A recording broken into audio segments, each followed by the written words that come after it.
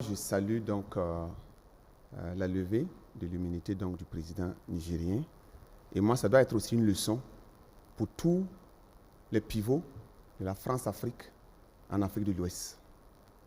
Des dirigeants qui non seulement parachutent au pouvoir, il a dit tantôt que c'est élu par le peuple. Et moi, je dirais que M. Bayala, qui maîtrise l'histoire, fait aussi souvent entorche à l'histoire. Quand on remonte un peu, les conditions dans lesquelles Bazoum a été élu, on sait que c'était, il a parlé donc de parodie de justice. Quand on remonte aussi, on parlait de parodie d'élection. On a parlé donc de hold-up électoral, de bourrage des urnes. Pourquoi faire le procès des putschistes? Tantôt, il a dit qu'on ne regarde pas là où on a buté, mais les gens regardent là où ils sont tombés. Mais ils tombent dans la même erreur. Au lieu de s'en prendre aux putschistes, ou en tout cas au CNSP actuellement, ceux qui ont pris le pouvoir, comme j'aime le dire, personne n'est pour le coup d'État. Mais entre deux mots, on choisit le moindre. Et je crois que moi, en tant que citoyen burkinabé de l'AES, entre le pouvoir de Bazoum, dit démocratiquement élu, et le pouvoir donc de Tiani, dit militaire, moi j'opte pour le pouvoir militaire. Il en est ainsi aussi du Burkina Faso, entre le pouvoir de Roch et le pouvoir donc du capitaine Traoré. Je reviens donc au sujet pour dire que si Bazoum a été mal installé au pouvoir, et si depuis qu'il est au pouvoir, il ne fait que creuser le fossé entre lui et les masses pour satisfaire donc les intérêts de la France, quand on l'accuse d'apologie au terrorisme, il dit que les faits ne sont pas constitués. Mais c'est devant nous qu'un président reconnu par la constitution de son pays comme étant le chef suprême des armées a osé dire que son armée, même pas son armée, mais les armées des États de l'AES, des États du Sahel, ne sont pas aussi aguerris que les terroristes. Ça, c'est un aveu d'impuissance. Ça, c'est une démoralisation de troupes. L'AES n'existait pas à son temps. Non, j'ai dit des États de la... Je ne parle pas de l'Alliance, mais je parle des États de l'AES. Voilà, pas des États, puisqu'il parlait donc que nos armées, il parlait donc du Mali, du Niger, ces pays qui sont donc, font face au terrorisme.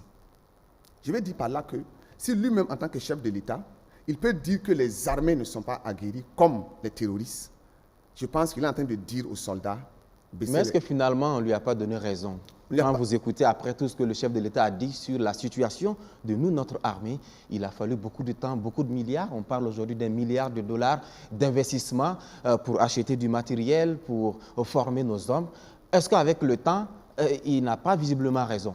Est-ce que le processus de construction n'a pas commencé ou ne se poursuit pas avec justement les dirigeants qui sont là? Dans le processus, puisqu'il a même critiqué le recrutement des VDP. Lui, il a dit qu'il préfère quelques personnes à qui donc on confie la défense des États. C'était une parenthèse. Allez-y, poursuivez vos analyses. Tout le peuple, les VDP et autres. Donc moi, je pense que les faits sont constitués contre Bazoum. Et pour moi, cette Cour d'État qui va donc statuer va aussi, comme je l'ai dit au début, être une leçon pour tous les chefs d'État africains, qu'ils sont au pouvoir pour servir l'intérêt suprême de la nation et non pas servir des intérêts donc de puissances étrangères et autres. Ça, c'est le premier point que je voulais souligner.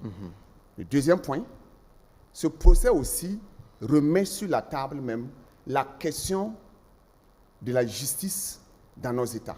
Si aujourd'hui, un président dessus, ses avocats sont à mesure de quitter la table des débats parce que les conditions ne sont pas réunies, si aujourd'hui un président dessus peut être victime d'une parodie de justice, comme ses avocats et tous ses soutiens laissent entendre, pour moi, ça pose même la problématique de nos systèmes de justice.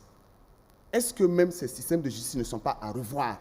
Parce que même si des personnalités peuvent être inquiétées, et que si on peut craindre que l'appareil judiciaire soit instrumentalisé, soit par des pouvoirs militaires, soit par des pouvoirs démocratiquement élus, c'est qu'il faut même revoir cette institution pour l'adapter à notre société et à nos réalités.